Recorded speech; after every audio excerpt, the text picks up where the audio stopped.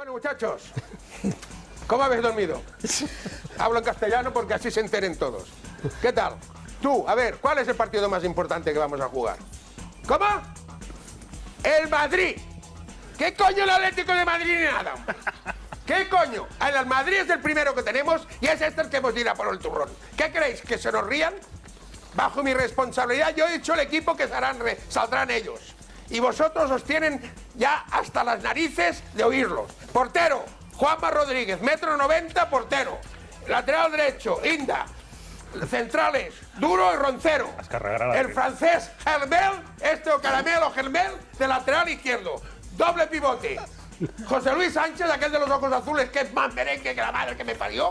Y el otro, Látigo Serrano, el del dedo. Yo mira qué dedo te meto a ti. ¿Entendido de papeles? Entonces, por la banda derecha entrará Cuellar, el fotógrafo milagro, que te me hacía fotos, no tenía nunca carrete. El de media punta, Bullo, el héroe de Tenerife. ¿Entendido? Que gracias, Bullo, coño, por eso. Y el del 5-0 también eres tú, que lo vi el otro día. Gracias por darnos tantas alegrías. Por la izquierda tenemos a Damián. Y delantero centro entrenador, el señor Pedrerol. Oye, si queréis que sigan ellos riéndose de vosotros, que estáis hasta la perlana de que se rían de vosotros, aflojar el sábado. Si no, lo que tenéis que hacer es el sábado no darles vida.